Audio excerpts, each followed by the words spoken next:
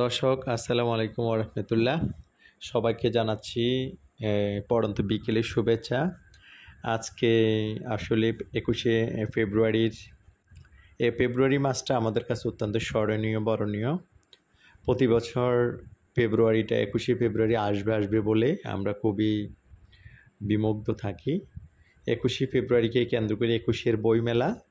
আজকে ২১শে ফেব্রুয়ারি মাসের শেষ দিনে হলিডে ছিল, শুক্রবার ছুটির দিন, অবসর ছিলাম বলেই পড়ন্ত বিকেলে একটু ২১এর বইমেলা সফরে গিয়েছিলাম।